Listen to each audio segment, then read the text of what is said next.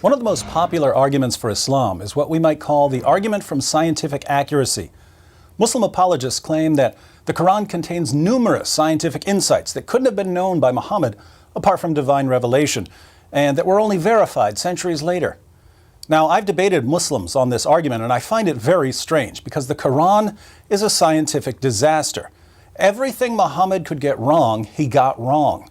The Quran claims that semen is formed between the backbone and ribs, Surah 86 verses 6 to 7. That the earth is flat, Surah 88 verse 20. That there are 7 earths, Surah 65 verse 12. That the sun and the moon chase each other around the earth, Surah 36 verses 38 to 40. That human embryos are blood clots, Surah 22 verse 5. That the sky would fall on the earth if Allah didn't hold it up, Surah 22 verse 65. And that stars are missiles that Allah uses to shoot demons who try to sneak into heaven, Surah 37 verses 6 to 10 and Surah 67 verse 5. But I don't want people to think that I'm making things up, so let's read a few verses. Passages about stars being missiles are interesting. Surah 67 verse 5. And indeed we have adorned the nearest heaven with lamps. Lamps are the stars. And we have made such lamps as missiles to drive away the shayateen, devils, and have prepared for them the torment of the blazing fire. Stars are missiles that drive away demons. How does this work? Surah 37, verses 6 to 10. Verily, we have adorned the nearest heaven with the stars for beauty, and to guard against every rebellious devil. They cannot listen to the higher group, angels, for they are pelted from every side, outcast, and theirs is a constant or painful torment, except such as snatch away something by stealing, and they are pursued by a flaming fire of piercing brightness. Demons who sneak into heaven to steal some information are pursued by a flaming fire of piercing brightness. Muhammad explained in the hadith that this refers to shooting stars. When you see a shooting star, it's because Allah or the angels caught a demon trying to steal something and hurled a star at the demon. Now, this is silly on multiple levels. Shooting stars aren't really stars. They're rocks that burn up when they enter the Earth's atmosphere. And how many Muslims really believe that when a rock hits the Earth's atmosphere, it's to stop a demon from getting away with valuable information? Muslims today know more about stars than the author of the Quran did. Let's look at another passage. Surah 18, verses 83 to 86. And they ask you about Dhul Qarnayn. Say, I shall recite to you something of his story. Verily, we established him in the earth, and we gave him the means of everything. So he followed away, until, when he reached the setting place of the sun, he found it setting in a spring of black, muddy, or hot water, and he found near it a people.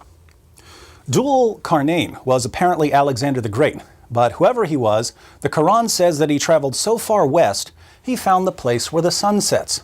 The sun sets in a muddy or warm pool. Modern Muslims are embarrassed by this passage, so they say that what it really means is that Dhul Qarnayn saw the sun's reflection in a pool, and it appeared to him as if the sun was setting in a pool. This obviously isn't what the text says, but it's important to note that Muslims who want to explain the passage this way are claiming to understand the Quran better than Muhammad, because Muhammad himself claimed that the sun sets in a pool. Let's read Sunan Abu Dawud 4002. This is a Sahih narration. It was narrated that Abu Dar said, I was riding behind the Messenger of Allah while he was on a donkey, and the sun was setting. He said, do you know where this sun sets? I said, Allah and his Messenger know best. He said, it sets in a spring of water. Notice, this hadith doesn't say anything about Dhul Qarnayn, so it's not telling us about what he saw.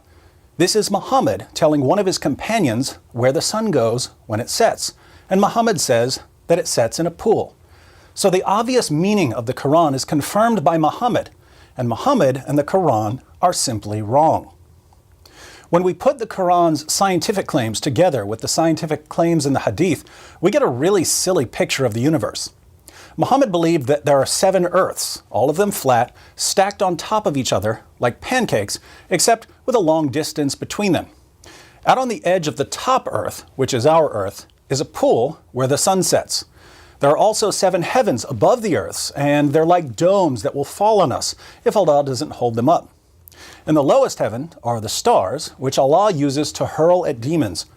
And all of this is sandwiched between a giant fish at the bottom and 8 giant goats on top. What did Muhammad get right? Muhammad's view of human reproduction is just as bad. According to Muhammad, semen forms between the backbone and ribs. That's wrong. Then it joins with the female semen. Wrong. And whichever parent's semen is discharged first determines which parent the child will resemble. Wrong.